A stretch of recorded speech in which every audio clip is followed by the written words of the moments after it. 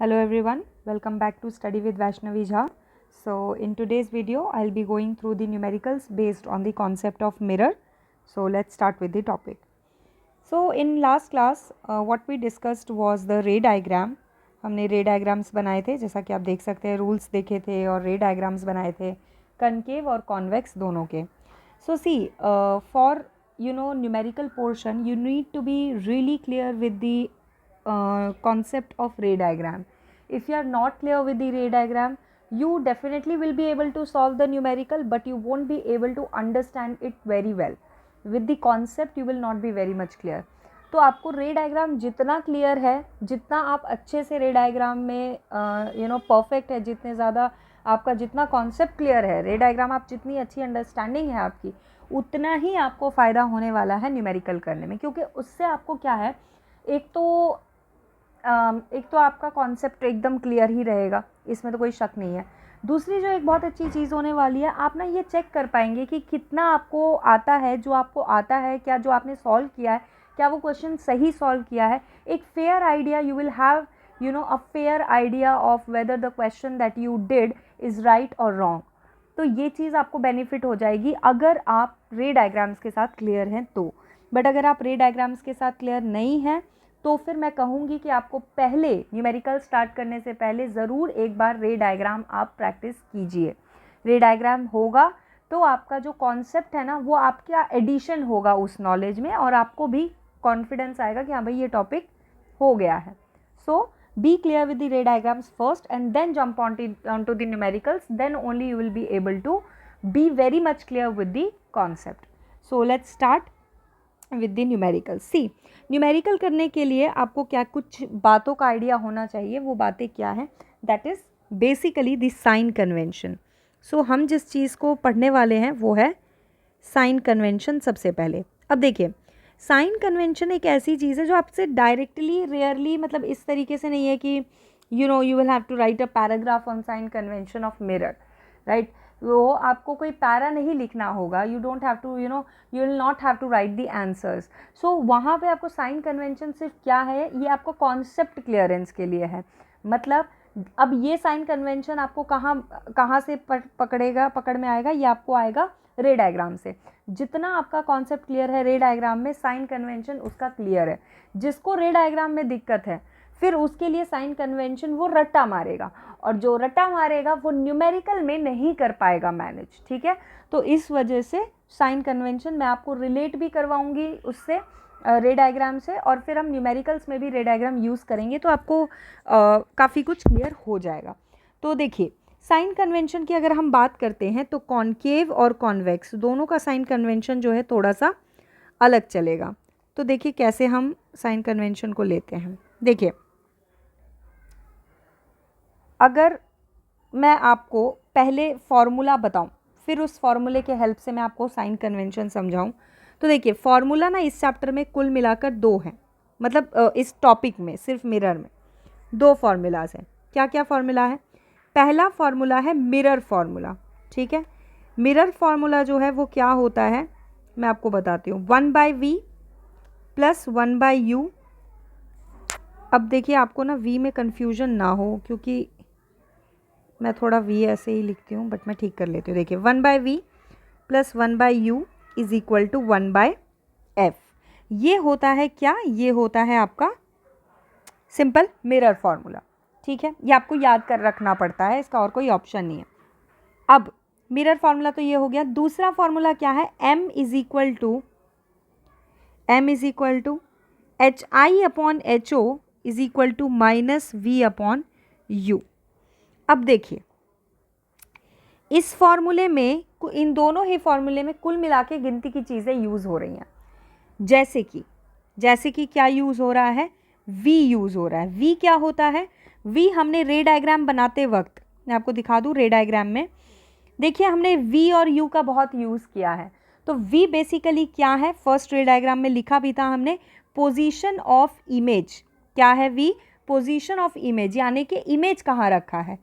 तो इसका मतलब ये हुआ कि v is nothing but position of image. Correct. अगर हम बात करें u की, तो u क्या चीज़ है? Position of object. ऑब्जेक्ट कहाँ रखा है। अगर हम बात करें एफ की, तो एफ आपको पता ही, हमने some some terms related to mirror में हमने किया था। एफ फोकल लेंथ होता है, तो फोकल लेंथ हो गया F, correct. After that you can see M, H I and H O. तो एच आई क्या होता है, हाइट और साइज ऑफ इमेज, आई है तो इमेज, एंड हाइट और size of object is represented by H O, right.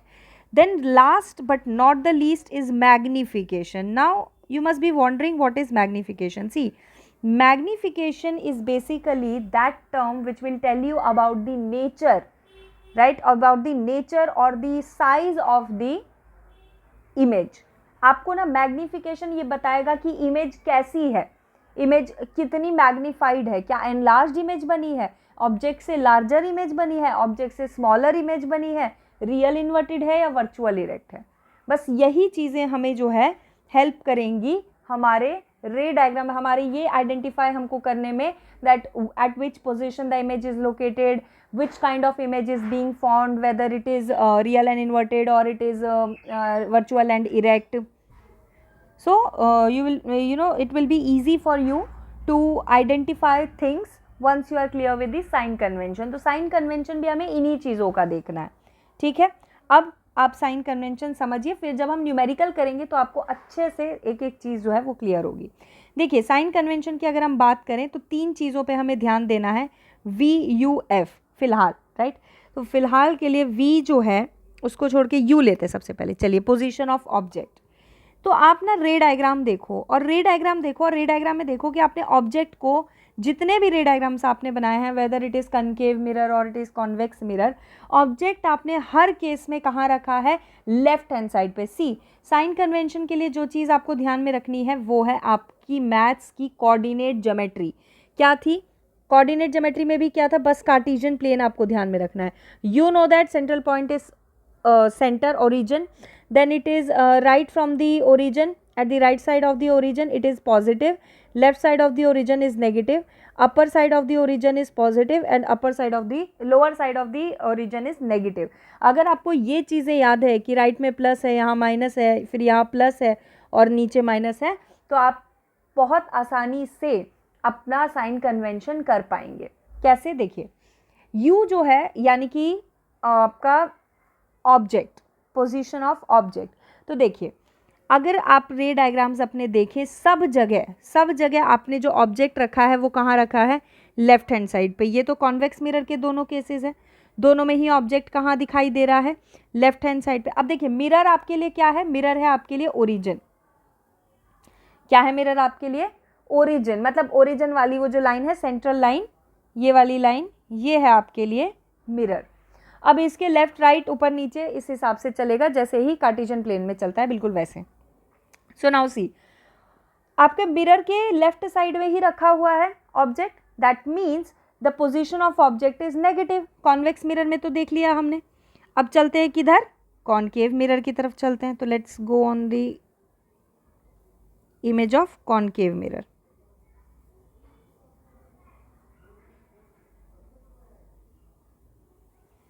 देखिए, ये दोनों लास्ट के रे डायग्राम्स है।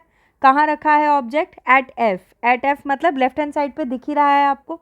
देन उसके बाद इस वाले में देखिए, बिटवीन एफ एंड पी, यहाँ पे भी ऑब्जेक्ट आपको यहाँ पे नज़र आ रहा है। तो यहाँ पे भी केस कैसा है, बिल्कुल ऑब्जेक्ट लेफ्ट हैंड साइड पे है।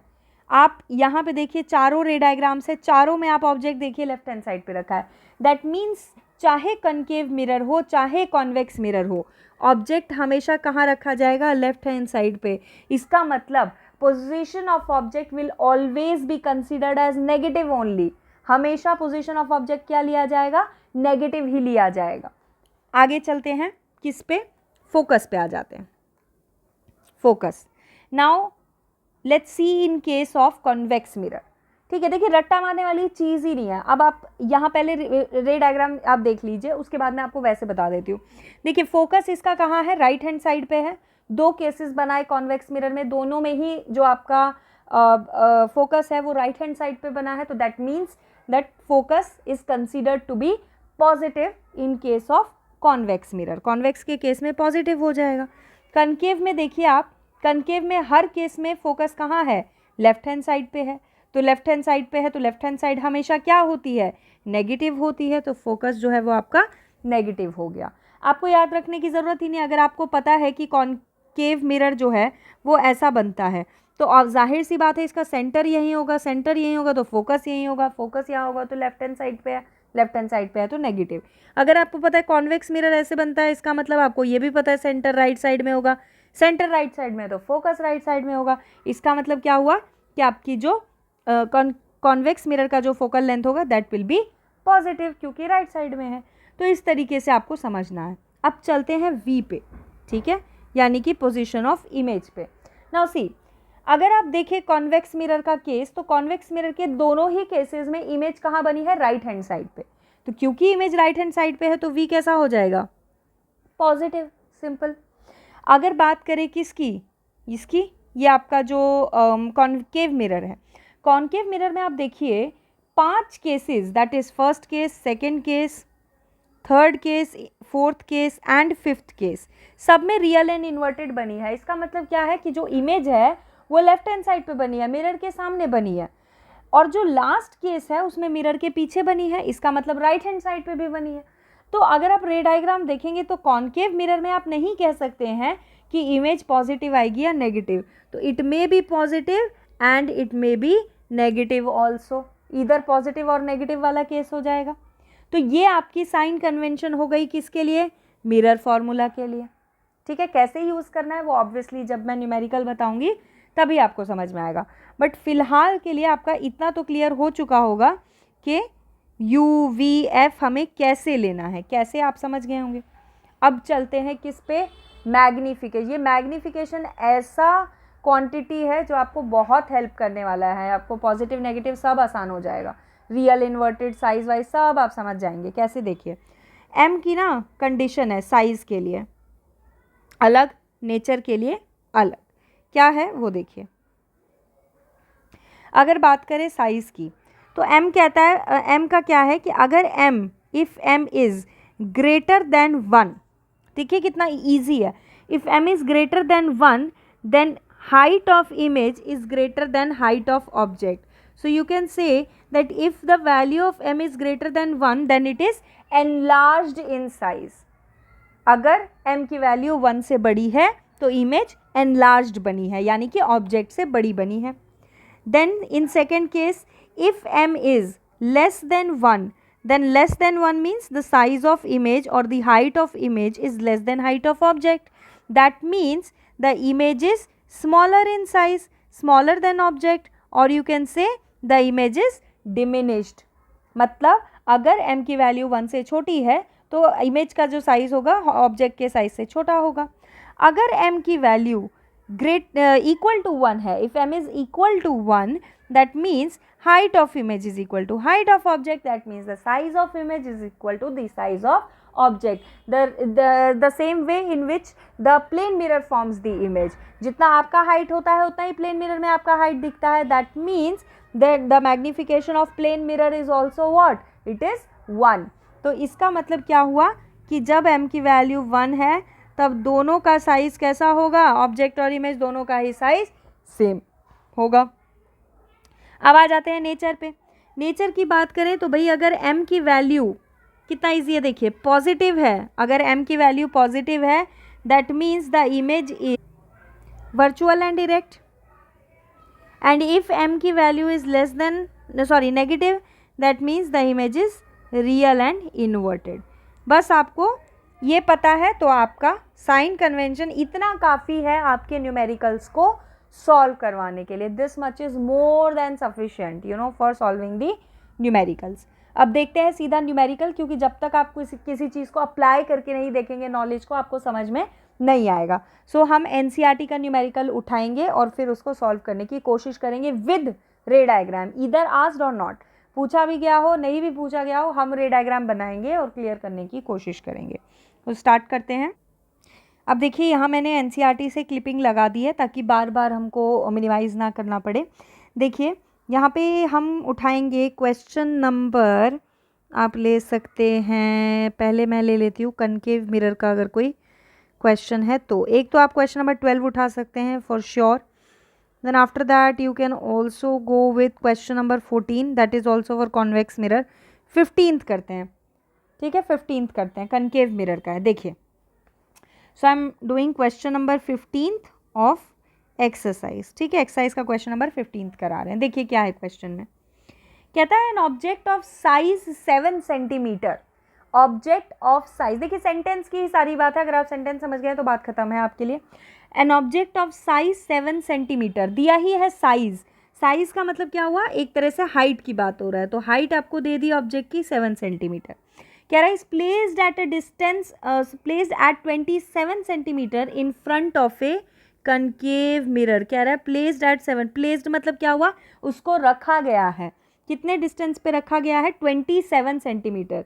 किसको रखा गया है, ऑब्जेक्ट को। And you know that position of object is what, it is considered as negative, तो नेगेटिव में लिया जाएगा आपका पोजीशन ऑफ ऑब्जेक्ट, तो यू आ गया माइनस का 27। क्लियर, क्या है देखिए फिर से रिपीट कर रही हूँ, an object of size 7 centimetre, size दिया है यानी height of object. Now that object is placed at 27 centimetre in front of A concave mirror. तो मिरर भी आपको दे दिया, कौन सा है मिरर, ये वाला कनकेव मिरर है आपका, that means this mirror, right, ये मिरर है आपका, ये प्रिंसिपल एक्सिस भी हमने बना लिया है। अब देखिए यहाँ पे मार्क भी कर देते हैं फोकस, और ये हो गया आपका सेंटर। अब देखिए ऑब्जेक्ट जो है वो -27 पे रखा है, आगे पढ़ते हैं। Of focal length 18 centimetre which means the focal length of the mirror is given to be 18, that means ये गैप जो है ये कितना है, 18, ठीक है, फोकल लेंथ दिया 18। अब आप देख सकते हैं डायग्राम में कि फोकल लेंथ लेफ्ट साइड पे है, तो फोकल लेंथ -18 लिया जाएगा, करेक्ट। नाउ सी, अगर ये डिस्टेंस फोकल लेंथ और मिरर का 18 है तो जाहिर सी बात है ये डिस्टेंस क्या रहेगा, डबल 36, क्योंकि भाई सेंटर के हाफ में ही तो फोकस रखते हैं ना, तो वही है 36।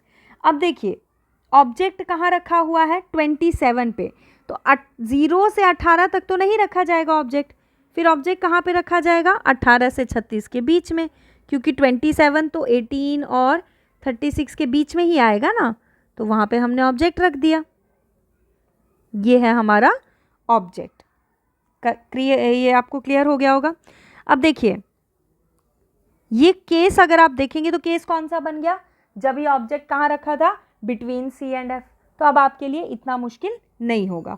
एक चीज़ मैं कर रही हूँ, क्या कर रही हूँ, मैं यहाँ से लेबलिंग हटा के मैं लेबलिंग ऊपर कर रही हूँ, रीज़न बीइंग कि इससे क्या होगा कि हमारा जो रे डायग्राम है उसमें डिस्टर्बेंस नहीं होगी और आपको अच्छे समझ में आएगा। तो ये लिख दिया मैंने 36, ठीक है। देखिए अगर इसको सॉल्व करने की बात है तो देखिए पूछा क्या क्या है, at what distance from the mirror should a screen be placed, मतलब स्क्रीन किस लिए चाहिए होगा भाई, इमेज ऑब्टेन करने के लिए। तो हमें देखिए आगे लिखा भी है इसमें, so that a sharp focused image can be obtained. तो बताओ कि इमेज कहाँ पे बनेगी, सीधी बात ये है। तो इमेज की पोजीशन हम किससे रिप्रेजेंट करते हैं, तो वी से रिप्रेजेंट करते हैं, तो वी हमको निकालना है, ठीक।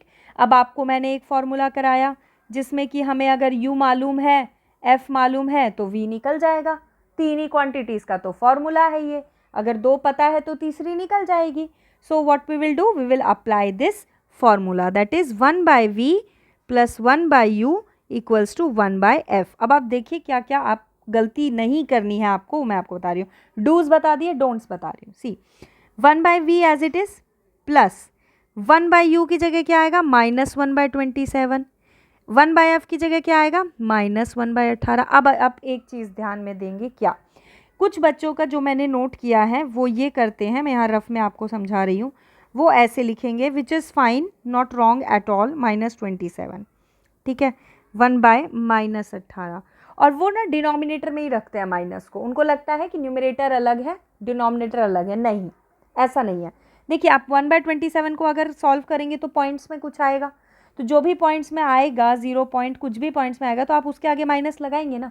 इसका मतलब फ्रैक्शन में तुम आगे माइनस, ऊपर माइनस लगा दो, नीचे माइनस लगा दो, बीच में माइनस लगा दो, कोई फ़र्क नहीं पड़ता है।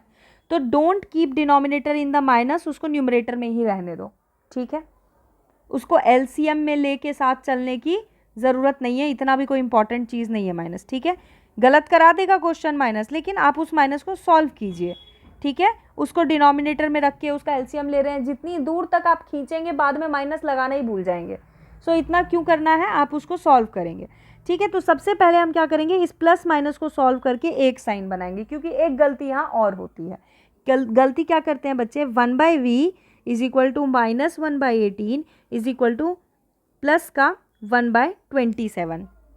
अब देखिए यहाँ पे आप ये करेंगे तो ठीक हो जाएगा, लेकिन आगे जब आप लेंस पढ़ेंगे तो वहाँ पे फॉर्मूला होता है 1/v minus 1/u equals to 1/f। मान लीजिए सेम कंडीशन है और आपने फॉर्मूला रखा माइनस का 1/27 इक्वल्स टू 1/18, ठीक है, मान लीजिए, ठीक है, ये फॉर्मूले में आपने रखा। अब जो बच्चा इस तरीके से करता है कि बिना इन साइन को एक किए, ये प्लस माइनस को एक किए, वो उसको सीधा उधर भेज देता है, तो उसके हिसाब से ये क्या हो जाएगा, 1/v is equal to minus 1/18 is equal to plus का 1/27।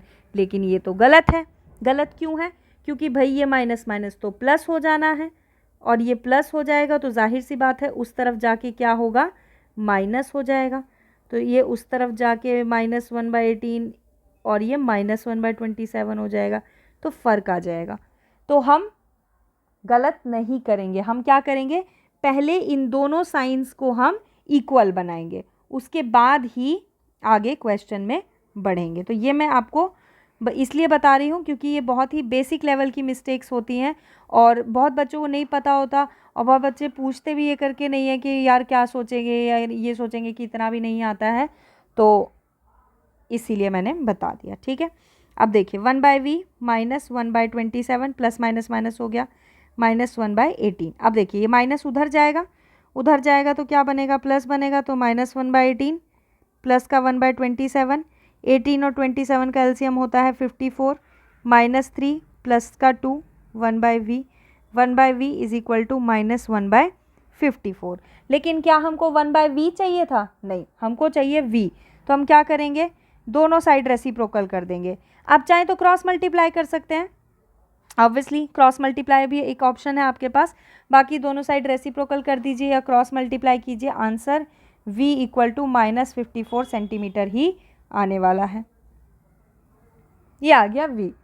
इसका मतलब क्या हुआ, देखिए अगर मैं इसका रे डायग्राम बनाऊं, जो ऊपर मैंने जगह बनाई है इसे रे डायग्राम बनाऊं, तो क्या बनेगा, parallel to principal axis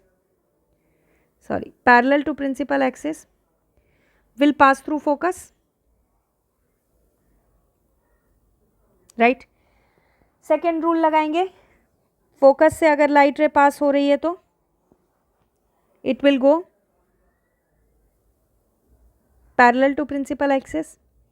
parallel to principal axis का मतलब क्या हुआ, यहाँ पे इमेज बनेगी इस तरीके से, इस तरीके से इमेज बनेगी, तो आपका जो देखिए अब v क्या आया, -54। -54 इस रे डायग्राम में कहाँ होगा, जब आपको पता है भाई फोकस 18 है, सेंटर ऑफ कर्वेचर 36 पे है, तो 54 कुछ भी होगा 36 के तो आगे ही होगा ना। तो v आपका जो है 36 के बाद आ रहा है, 36 के बाद आ रहा है, इसका मतलब आपका रे डायग्राम और आपका न्यूमेरिकल दोनों ही बिल्कुल करेक्ट है। आपने जो सॉल्व किया है सही आंसर निकाला है। अब ये तो आ गया हमारे पास, क्या हमारे पास आ गया पोजीशन, पर क्या सिर्फ पोजीशन चाहिए थी, नहीं, हमको तो साइज़ एंड नेचर भी बोला है। तो साइज़ एंड नेचर बोला है तो क्या करेंगे, मैग्नीफिकेशन निकालेंगे। अब देखिए मैग्नीफिकेशन का फॉर्मूला क्या होता है, मैग्नीफिकेशन का फॉर्मूला होता है m is equal to HI/HO is equal to minus का V/U। अब देखिए यहाँ पे हमारे पास HO हमको मालूम है, क्वेश्चन में गिवन है, V हम निकाल चुके हैं, U हम निकाल चुके हैं, तो हमें हाइट ऑफ इमेज या साइज ऑफ इमेज डायरेक्टली मिल जाएगी। तो अगर डायरेक्टली मिल जाएगी तो हम पहले डायरेक्टली साइज ऑफ इमेज निकालने की कोशिश करते हैं। तो इस फॉर्मूले में m को हटा देते हैं, अभी इतने से सॉल्व करते हैं। और क्या तरीका है सॉल्व करने का, और भी तरीका है एक, क्या, देखिए m तो आपको चाहिए ही, तो m चाहिए तो आपको पता है m is equal to -v/u होता है, तो हम पहले m निकाल लेते हैं, ठीक है। कितना आ जाएगा, m is equal to -v कितना आया, -54। देखिए फॉर्मूला का माइनस अलग है और इन अपनी क्वांटिटीज़ का माइनस अलग है, तो दोनों लेना है आपको। माइनस का 27 यू हो गया, माइनस से माइनस कैंसल, 27 टू ज़ा 54, तो m कितना आ गया है माइनस का 2। इस m के -2 होने का क्या मतलब है, सिंस m इज़ नेगेटिव, क्योंकि m क्या है नेगेटिव है, देयरफॉर नेचर ऑफ इमेज कैसा है, रियल एंड इन्वर्टेड है। क्योंकि अभी मैंने आपको बताया साइन कन्वेंशन में कि जब m नेगेटिव होता है तब क्या होता है आपका, रियल एंड इन्वर्टेड इमेज होती है, करेक्ट। वही चीज़ हमने यहाँ फॉलो की, लेकिन अभी भी हमें साइज़ नहीं पता चला है। देखिए अगर आपको HO नहीं पता होता तो आपको डायरेक्टली साइज़ निकालने की ज़रूरत नहीं थी, सिर्फ ये बोल देते एनलार्ज या डिमिनिश्ड काफ़ी होता। लेकिन क्योंकि हाइट ऑफ ऑब्जेक्ट आपको दिया है तो question expects you to calculate height of image also. तो आप हाइट ऑफ इमेज कैसे निकालेंगे वो देखिए, कैसे निकालेंगे। देखिए m तो आप निकाल ही चुके हैं, फॉर्मूला पता ही है, HI/HO, वैल्यू रखेंगे -2। HI हमको निकालना है, हाइट ऑफ इमेज दिया है 7, कितना आ गया 14, हाइट ऑफ इमेज आ गया 14 सेंटीमीटर। अब आप देख लीजिए हाइट ऑफ ऑब्जेक्ट कितना था, हाइट ऑफ ऑब्जेक्ट था 7, हाइट ऑफ इमेज कितना आया 14। अब आप कहेंगे -14, और आपको लगेगा कि भाई 7 और -14 में से तो 7 बड़ा है, नहीं, 7 और 14 में कंपैरिजन होगा, क्योंकि ये माइनस क्या बता रहा है, ये माइनस तो बता रहा है कि इमेज कहाँ बनी है, लाइन के नीचे बनी है, लाइन के नीचे ही तो नेगेटिव होता है। तो इसीलिए इस माइनस को क्या करेंगे आप, इग्नोर करेंगे, और माइनस का साइन हटाकर अगर आप 7 और 14 को कंपैरिजन करेंगे तो आपको पता चलेगा कि हाइट ऑफ इमेज जो है वो कितनी है 14, यानी कि एनलार्ज्ड। कैसी इमेज बनी है, एनलार्ज्ड इमेज। तो ये जो माइनस का साइन है ये क्या शो करता है, माइनस का साइन शो करता है कि आपकी जो इमेज है वो कैसी है, इन्वर्टेड है। लेकिन हम ऑलरेडी ऊपर लिख चुके हैं रियल एंड इन्वर्टेड, तो आप माइनस के साइन को कंप्लीटली इग्नोर कर सकते हैं। अब आपको 3 चीज़ें बतानी थी, तो आप अपने आंसर को कंक्लूड कैसे करेंगे, देयरफॉर पोजीशन ऑफ इमेज क्या है, पोजीशन ऑफ इमेज कैसे बतानी है आपको बताना है रे डायग्राम के टर्म्स में।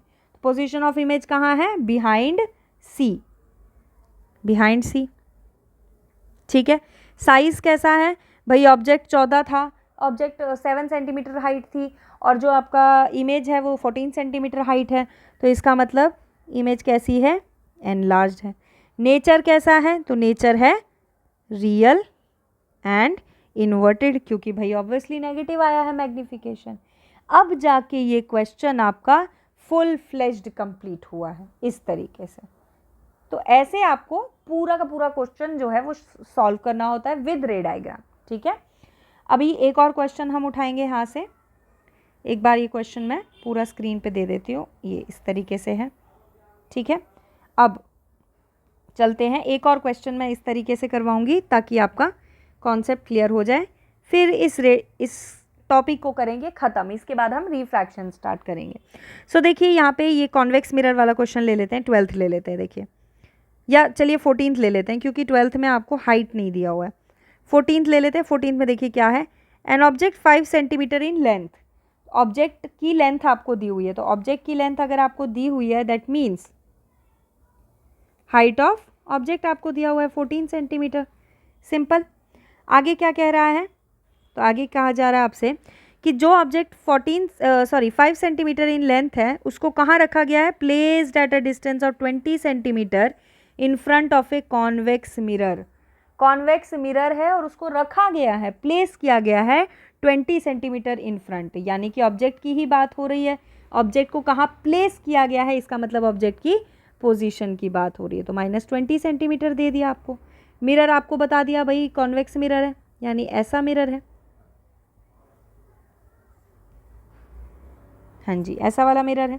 अब आपको क्या करना है, इसका वही प्रिंसिपल एक्सिस और ये वो बना लीजिए आप अपना, ठीक है। ये हो गया, ये बन गया, इसका सेंटर ऑफ कर्वेचर यहाँ बनेगा, इसका फोकस बनेगा यहाँ, ठीक है। ऑब्जेक्ट आप कहीं पे रख दीजिए, जहाँ रखेंगे उस डिस्टेंस को मार्क कर दीजिए कि भैया ये डिस्टेंस कितना है 20 सेंटीमीटर, ठीक है। क्वेश्चन में ही दिया है। आगे देखिए आगे क्या कह रहा है क्वेश्चन में। आगे आपसे कहा जा रहा है कि रेडियस ऑफ कर्वेचर इसका है 30। रेडियस समझ गए आप? देखिए यहाँ पे यही क्वेश्चन में आपने जो किया था वही चीज़ है। रेडियस 30 होने का मतलब क्या है कि सेंटर का जो गैप है, सेंटर का जो गैप है यहाँ से ये दे रखा है आपको 30, तो इसका आधा ही तो फोकस होगा ना, तो फोकस आपको इनडायरेक्टली कितना दिया है 15, एफ दे दिया आपको कितना 15। रहा सवाल प्लस या माइनस, तो डायग्राम में भाई क्लियरली दिखाई दे रहा है कि फोकस राइट साइड पे है, राइट साइड पे है तो पॉजिटिव लेंगे, तो फोकस पॉजिटिव हो गया। वही चीज़ें आपको निकालनी है फिर, क्या है, find the position, nature and size. तो देखिए निकालते हैं पोजीशन, नेचर एंड साइज। तो इसके लिए formula 1/v plus 1/u equals to 1/f। v निकालना है, u मालूम है -1/20, -1/20। फोकल लेंथ भी पता है 15। ये देखिए पहले हम साइन एक करेंगे, प्लस माइनस को माइनस कर दिया, अब माइनस उधर लेके जाएंगे, 1/15 प्लस 1/20। एलसीएम ले लेंगे 60, 4 + 3 7/60, 1/v आ गया, v कितना हो गया 60/7 सेंटीमीटर हो गया।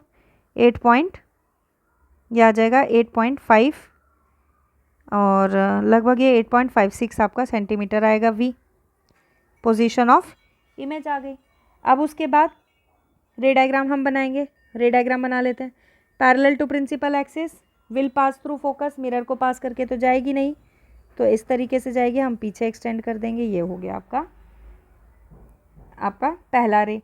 और सेकेंड रे के लिए सेंटर ऑफ कर्वेचर यहाँ से जाएगा, खींच के सेंटर ऑफ कर्वेचर से पास करेंगे तो इस तरीके से जाएगा और ऐसे ही वापस भी आएगा। तो दोनों रिफ्लेक्टेड रेस कहाँ मीट कर रही है, इस पॉइंट पे मीट कर रही है, तो जो इमेज बनेगी वो यहाँ बन जाएगी। ये बन गई आपकी इमेज। तो देख लिया अब इमेज कितनी है 8.56, फोकस कितना था 15, तो जो 8.56 होगा वो 0 से 15 के बीच में ही होगा, 0 से 15 के बीच में है, इसका मतलब आपका रे डायग्राम और वो करेक्ट है, न्यूमेरिकल करेक्ट है। अब आ जाते हैं साइज़ पे। तो m हो गया, क्या होता है माइनस का v/u, v कितना है 60/7 लेना है। क्यों? क्योंकि न्यूमेरिकल में फ्रैक्शन लेंगे तो कट जाएगा, 8.56 कटेगा नहीं, तो फ्रैक्शन में लेना है। और u कितना है, u है -20। अब आप 8.56 लेते तो कैंसिल नहीं होता, तो यहाँ पे हमने वो चीज़ का ध्यान रखा। माइनस माइनस कैंसिल, 23 × 60 कितना आ गया 3/7, 3/7 कितना आ गया 0.4 कुछ आएगा 28। तो ये देखिए m, अब सिंस m इज़ पॉजिटिव, तो नेचर कैसा हो गया virtual and direct. Since m is less than 1, तो साइज कैसा हो जाएगा diminished image will be formed. But आपको क्योंकि हाइट ऑफ ऑब्जेक्ट दिया हुआ है तो आप उससे कैलकुलेट कर लीजिए। तो उसके लिए क्या करेंगे, m आप निकाल ही चुके हैं, m is equal to HI/HO रखिए। HI निकालना है आपको, HO दिया है 5, नहीं okay I am so sorry, question में हाइट ऑफ ऑब्जेक्ट 5 सेंटीमीटर दिया हुआ है, तो 5 रख देंगे यहाँ पे। हाइट ऑफ ऑब्जेक्ट दिया हुआ है 5 और मैग्नीफिकेशन आप निकाल चुके हैं 3/7। HI को यही रखिए, 3 × 5/7 15/7 आ जाएगा। HI कितना आ जाएगा, ये सॉल्व करेंगे तो 2.1 will be height of image. तो अब देख लीजिए ऑब्जेक्ट का साइज़ कितना था 5 और इमेज का साइज़ कितना है 2.1, तो जाहिर सी बात है इमेज जो है वो ऑब्जेक्ट से छोटी है, डिमिनिश्ड इमेज है। तो अब अगर आपको फाइनली कंक्लूड करना है तो लिखेंगे पोजीशन ऑफ इमेज किधर है, in front of the mirror या बिहाइंड द मिरर लिखिए, बिहाइंड द मिरर।